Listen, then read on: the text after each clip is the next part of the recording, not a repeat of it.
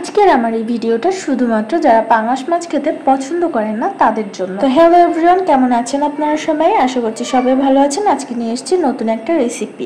আমি এখানে সবগুলো উপকরণ নিয়ে নিয়েছি। আমি একটি পাত্রে মাছগুলোকে সুন্দরভাবে ধুয়ে উঠিয়ে নিচ্ছি। এবার এর মধ্যে দিয়ে দিচ্ছি পেঁয়াজ বাটা, আদা বাটা, রসুন বাটা, পেঁয়াজ কুচি, মরিচ কুচি। তারপরে আমি এর মধ্যে দিয়ে দিচ্ছি হলুদের গুঁড়া, মরিচের গুঁড়া, জিরার গুঁড়া, ধনিয়া গুঁড়া, তারপরে মাছের মিক্স মশলা, তারপর দিয়ে দিচ্ছি সরিষা বাটা এবং দিয়ে দিচ্ছি লবণ এবং হালকা একটু লেবুর রস আমি এর মধ্যে চিপে দিয়ে দিচ্ছি যাতে মাছের গন্ধটা না আসে। তারপর এটাকে সুন্দরভাবে আমি মাখিয়ে ম্যারিনেট করে নিচ্ছি। দেখুন আমি অনেকগুলো লাউ পাতা নিয়ে নিয়েছি। এবার এই লাউ পাতার মধ্যে মাছগুলোকে প্যাকিং করে নিতে হবে। তো মাছের মধ্যে আবার আমি বেশি করে একটুখানি সরিষার তেল দিয়ে মেখে নিচ্ছি।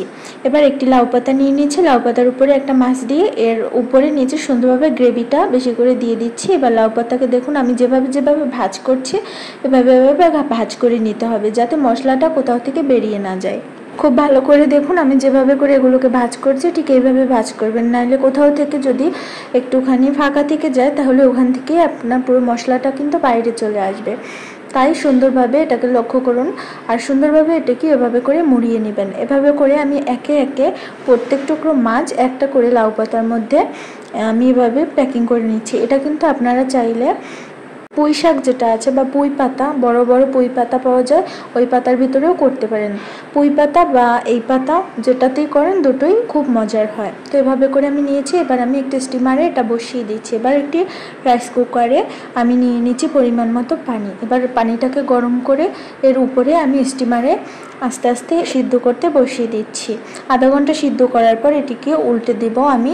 দেখুন একটা একটা করে প্রত্যেকটা করে উল্টে দিচ্ছি। তো উল্টে দেওয়ার পরে এটাকে আবার ওপিঠ সিদ্ধ হতে দিতে হবে। এবার এটিকে নামিয়ে নিচ্ছি। এবার একটি কড়াইয়ের মধ্যে এটিকে আমি সুন্দর করে আবার ভেজে নিব।